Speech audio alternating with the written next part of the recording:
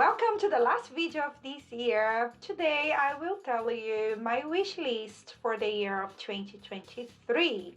So basically I compiled a list of orchids that I really want to add to my collection, and I will explore this list with you today. The list is not very long for the reasons that I've explained before.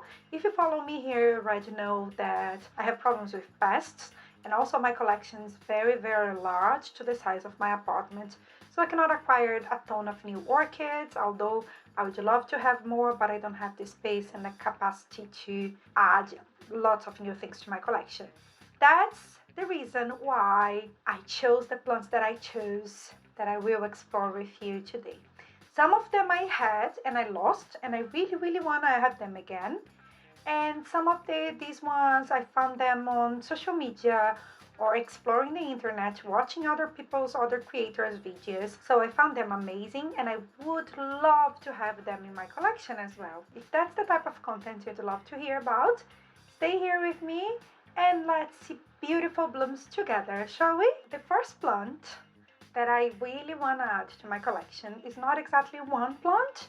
I'll talk about a group of plants, and I've spoken about them so many times by now that you probably guessed what they are.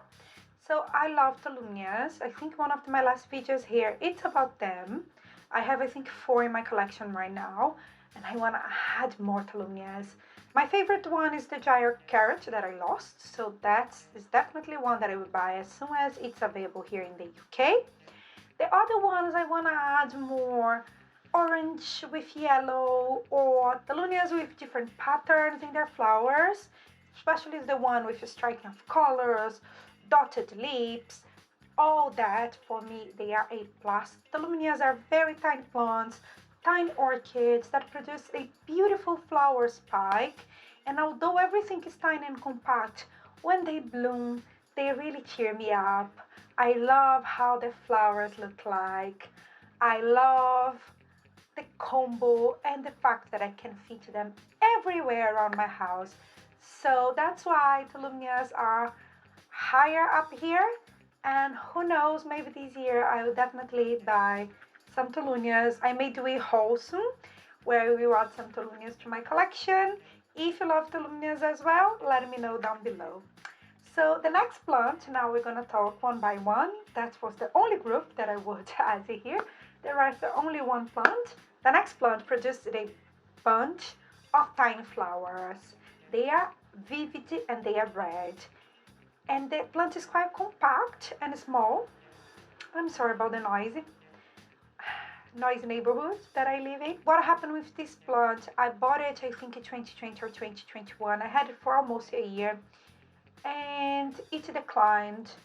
I don't know what happened. It started dying. I don't know if it was affected by thrips or the pests, or if it was something else. I know that the plant completed wilt off and I lost it, and I was pretty sad, and it's one of my favorite orchids, so I really want to add it to my collection. This one is the beautiful Hawaiiara Lava Burst. It's inside the Oncidian Alliance, and again, it's a small to medium-sized orchid that's perfect for environments that are not, I think, too hot. Although I think you can do pretty well in almost all climates with this orchid. And now the most exciting or the most striking feature of this orchid is the beautiful clutch or the beautiful bunch of really red and vivid flowers.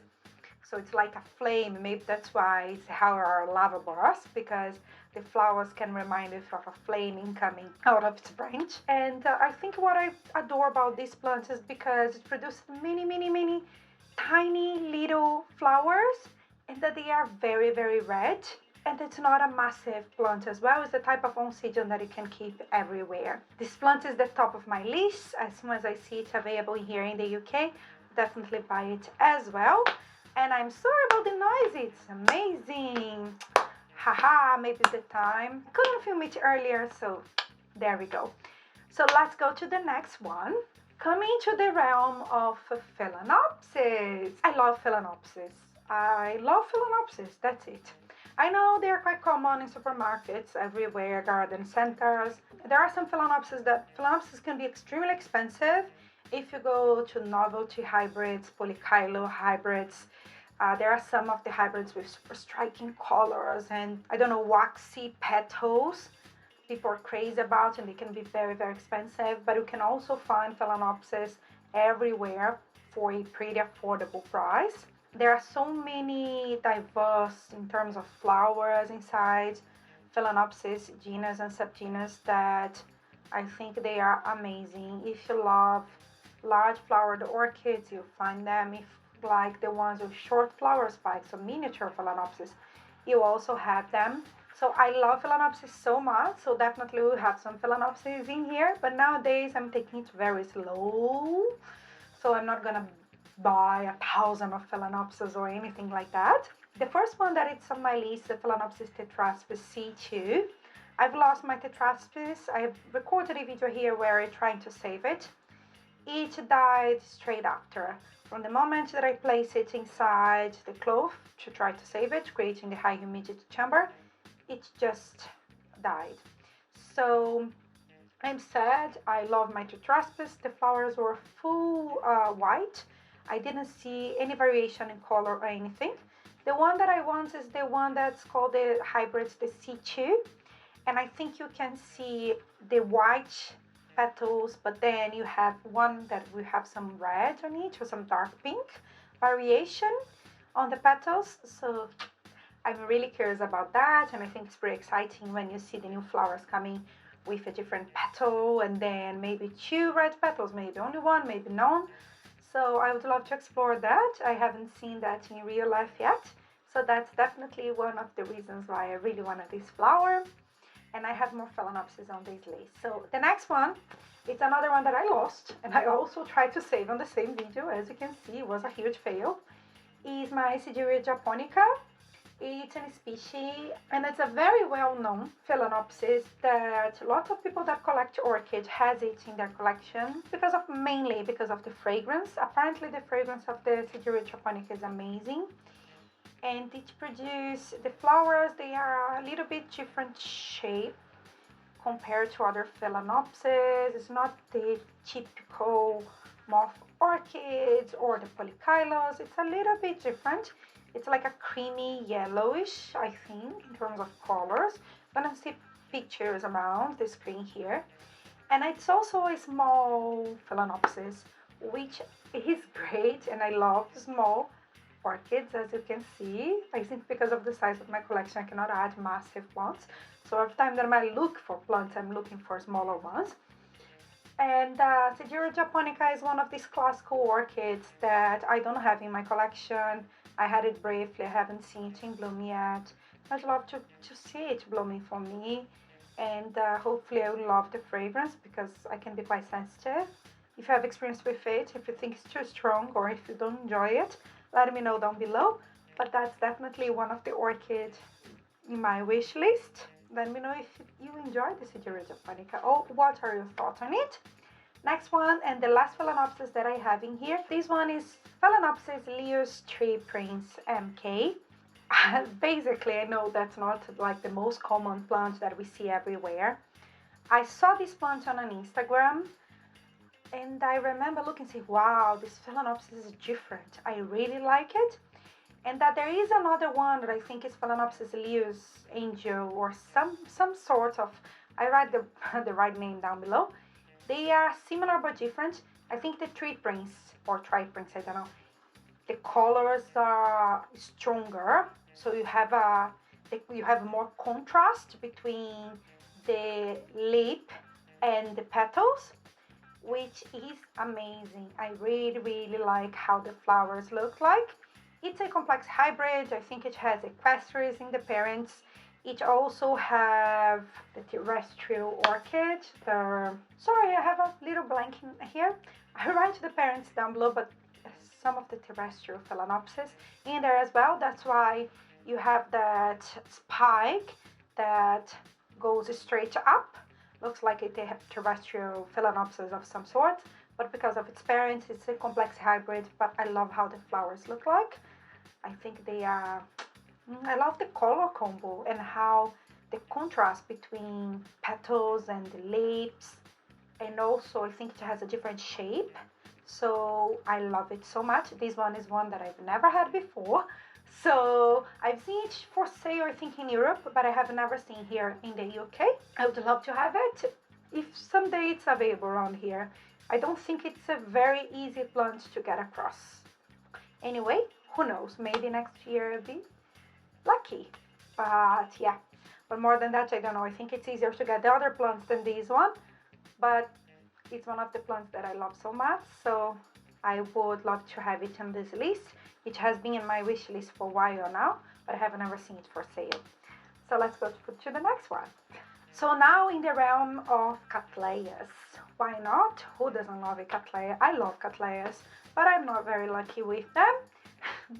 And usually when I like cattleyas, I do have many cattleyas that I'm trying to save, and I haven't been able to bloom these cattleyas yet. So I'm taking very slow until I figure out completely how to care for them in my environment, how I'm reblooming these cattleyas, and I need to provide the right light for them, and I don't have space in my shelving with the appropriate light that they require to grow, so that's why I don't have many cattleyas in here. But the first one is the Chantilly lace, as I think called Cattleya Chantilly lace. It's a classical hybrid. It's not a very expensive hybrid, at least in Europe. I know they are quite affordable. They are not available in the UK all the time. So I've bought this hybrid maybe 2 years ago, I'm not sure. I lost it. This year lost it as well. It was heavily affected by thrips. Some people say that thrips don't like Cattleya so much. In my case, they do. They enjoy cattleyas. So it munched down my Chantilly lace. Then when the new growth starts sprouting again, the thrips attacked it again. I couldn't clean it on time, so the plant just gave up on living because of the pests. So I lost it. And I really wanted this plant because I love how it looks like. And also apparently the fragrance is really, really good, like the rosy type of fragrance. Apparently it's amazing. So if you have this hybrid, I would love to hear your opinion about the fragrance as well. But it's one of the plants that I really want to buy, and apparently it's pretty affordable. So as soon as it arrives in the UK again, I will try to have it a go. Fingers crossed that this time it won't be munched down by thrips and I'll be able to keep it. But before I decide to buy these plants, I will definitely, my first thing in my wish list is to get rid of the pests. Then I can add this plant to my collection. Anyways, let's go to the next cattleya on the list. The next cattleya on the list is Sophronites. So I don't have Sophronites, and I really want to add some of them. Some Sophronites are from Brazil, so it's really nice because it's from where I am from. Brazil is known by the land of cattleyas. There are so many cattleyas that are endemic to Brazil. So I'll have to research more a little bit about them. And Sophronites are so cute. They are so tiny and compact, and they have these bright flowers. So I was also watching on social media something called Sophronite Arizona. That's like a red Sophronite. It calls my attention immediately. So that's one of the plants that I really want to add to my collection someday. Again, this is the kind of plant that's not accessible or available here all the time. Therefore, I don't think it's the kind of plants that I would find easily, that I could buy easily and add to my collection. But I'll keep an eyes open, and if I see it for sale, who knows? If it's not extremely expensive, I would love to have it here. And if you haven't noticed until now, most of the plants on this list, apart from the Chantilly lace, are pretty tiny and compact because, again, space-wise, that's what I need. So the next plant that I want to add to my collection is something different. It's a Nelphinetia. I have some Nelphinetias that I've bought in 2020, I think. Someone on eBay was selling a bunch of Nelphinetias without roots that I was able to save, but I think they are probably Nelphinetia falcata. They are all babies. I have 3 or 4 of them. Very, very tiny and cute orchid, but this one, it's a yellow Nelphinetia. It's called Nelphinetia yao. I will leave the name here. You won't understand if I try to pronounce it. The only problem is I saw these on Instagram and I love the pictures and I love the look of it. I think in Alphanicias they are very elegant. I love how the flowers, how they look like. I have these, I don't know, they look like a bird for me, very weirdly, but yeah. Anyway, I love the color of this Nelphanetia. The thing is, I was researching for it, and apparently it's very expensive. Nelphanesias, comparing to other orchids, they can be quite pricey, and that I won't pay £100 or €100 in an orchid. And Nelphanesias, when comparing to other orchids, they can be up here. So I tend to go to things that are more accessible because I don't have the money to spend all this money to spend on my orchids. They are not my priority in terms of price. I love traveling. I have a family that lives overseas, so if I need to spend all the money, I probably go for it. I know that people spend, especially for houseplants, they can be quite expensive, and I think it's super okay if that's your priority, but I think for me it's too much. So that's why I don't buy Nelphanesias, like I don't have more Nelphanesias because of their price. I think the price tag can be quite high, but this one, it's high up my alley. If someday I have the money for it, or if it becomes cheaper, more available, I'll definitely go for it. Apparently, Nelphanesias, they have a beautiful perfume as well. And to conclude my list of the plants that I really want to add to my collection, it's not one specific, but it's that one plant that I've tried to buy many times. So I've already bought it twice from one seller that's not a good seller here in the UK. I think the plant came with some disease. And the second one was a division, again, was some auction on eBay as well. Not good choices. The plants were not very healthy, so it was my fault. I lost both of them. I'm talking about Lycastis. I know that they are not very common. It's not, you don't see many videos, people talking about Lycastis very much. They are quite unique orchids, and I would love to add them to my collection, at least to have one, see how they bloom, how the flowers look like. I know that when they are bulbs, they can be quite small, but when they produce multiple leaves, they can become large plants. I know that, especially because the ones that I want specifically are that ones with large flowers, large flowered Lycastis.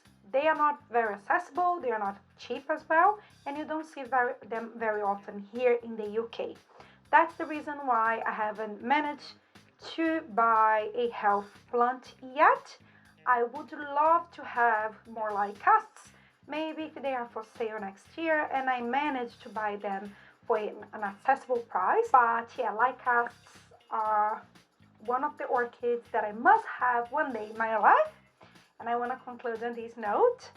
If you have some of the plants, if you enjoy some of them, or if you think some of them are not up to your taste, you actually completely dislike them, so I'd love to hear your opinion.